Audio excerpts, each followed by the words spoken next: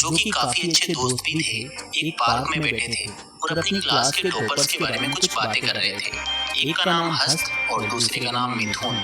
हस्त ने कहा, यार आज मैं इतना खुश हूं ना, finally half yearly exams complete हो गए। अब उन मनहूस किताबों का चेहरा नहीं देखना पड़ेगा। फिर मिथुन बोला, हाँ यार तेरी कसम, इतनी इक्वेशंस और एसेस याद कर लिए ना कि अब लाइफ टाइम मन भर गया उनसे। फिर हस्त बोला, और भाई ये टॉपर्स के बारे में तो बात ही मत कर।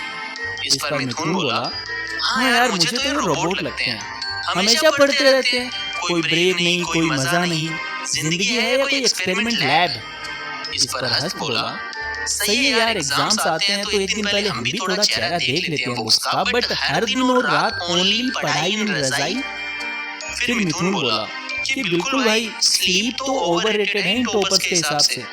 फिर हंसते हुए हस्त बोला कि भाई तूने देखा कैसे ये टॉपर्स अपने नोट्स बनाते हैं, इतने परफेक्ट लाइक वेपन, जैसे कि ये कोई जंग लड़ने जा रहे हैं। मैं शर्त लगा सकता हूँ कि इनका पक्का कोई सीक्रेट क्लब होगा जहाँ ये अपनी बोरिंग बातें करते हैं, और बातें भी इनकी A+B और BC मतलब B-C जैसी होती होंगी। फिर मिथुन बोला कि किसे चाहिए study tips when you have Netflix. वो ये बातें कर ही रहे थे, इतने में हस्त और मिथुन दोनों की आंखें उसी पार्क में खेलते एक लड़के पर गई। हस्त बोला, यार कितना एनर्जेटिक बंदा है ना, इसको तो माउंटेन ड्यू का ब्रांड एम्बेसडर बना देना चाहिए। फिर मिथुन बोला, अरे नहीं यार, इसको तो WWE में रे मिस्टीरियो से रिप्लेस कर देना चाहिए। फिर दोनों उस लड़के की तरफ अट्रैक्ट होकर उसके पास जाते हैं एंड हस्त अपना हाथ आगे बढ़ाते हुए बोलता है, हेलो भाई, मैं हस्त और ये मिथुन।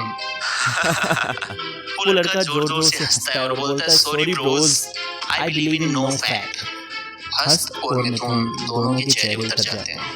फिर वो लड़का बोलता है, just kidding guys, my name is Saurabh, and अगर तुम्हें याद ना हो तो बता दूं, मैं तुम्हारी क्लास में हूँ भाई, वी आर क्लासमेट्स। बट तुम दोनों टाइम पास में इतने बिजी रहते हो कि तुम्हें यही नहीं पता कि मैं तुम्हारा क्लासमेट हूँ और अपनी क्लास का टॉपर भी। तब दोनों के होश उड़ जाते हैं और ऐसा लगता है जैसे दोनों को सांप सूंघ गया हो।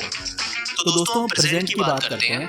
हस्त और मिथुन वही हैं जहाँ वो थे, यानी बैक बेंच वाली नौकरी पे, और सौरभ एक मल्टीनेशनल कंपनी में करोड़ों के पैकेज पर काम करता है। दोस्तों आप सभी के एग्जाम्स चल रहे हैं और आप भी मिथुन की तरह अब भी टाइम पास कर रहे हैं और अपनी गलतियों को ना देखते हुए बस दूसरों में कमियां निकाल रहे हैं। इसीलिए आज मैं आपको हस्त और मिथुन से बाहर निकालकर सौरभ बनाने आया हूँ। मुझे टाइम वेस्ट करना बिल्कुल पसंद नहीं है, बट किसी को कुछ सिखाने के लिए आईना दिखाना पड़ता है, इसीलिए पूरी कथा आपको सुनानी पड़ी। अब मुद्दे की बात कराते हैं।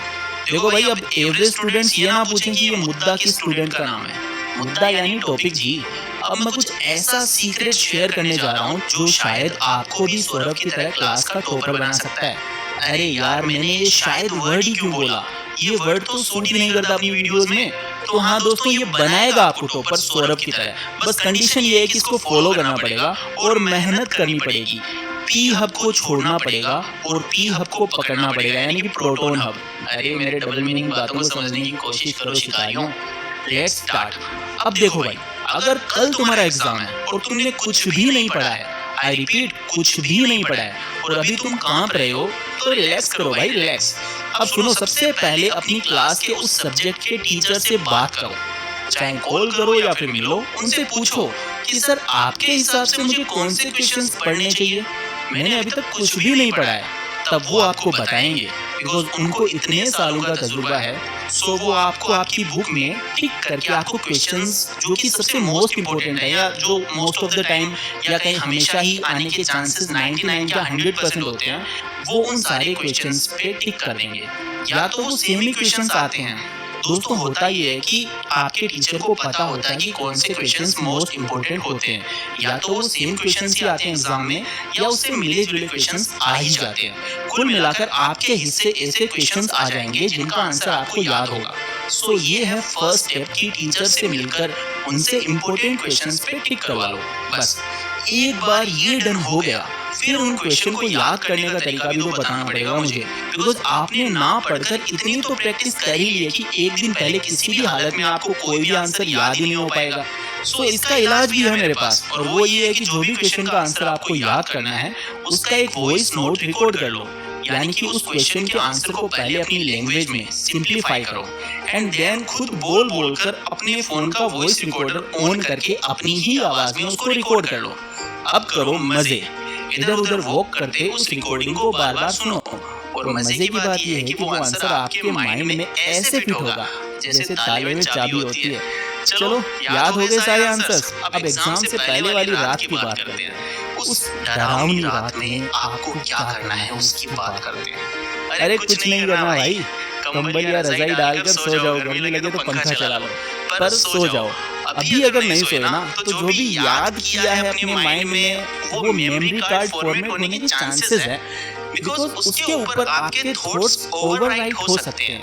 बिकॉज जब आप सोओगे ना एग्जाम से पहले वाली रात को तो आपके माइंड में डिफरेंट थॉट्स आने के चांसेस हैं।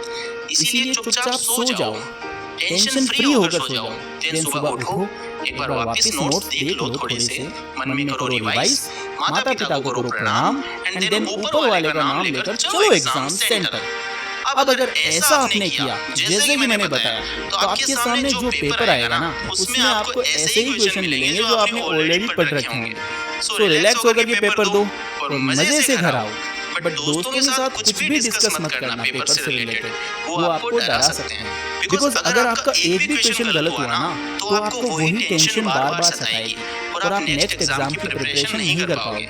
इसीलिए घर आओ चुपचाप और नेक्स्ट एग्जाम की ऐसे ही तैयारी करो। स्मार्ट स्टडी करके कुछ स्टूडेंट्स टॉपर की पूरे साल की मेहनत के सामने भी खड़े उतर जाते हैं। इसीलिए बिलीव करो खुद पे और कूद जाओ एग्जाम के इस मैदान में। All the very best to you, take care, love you all for the exam.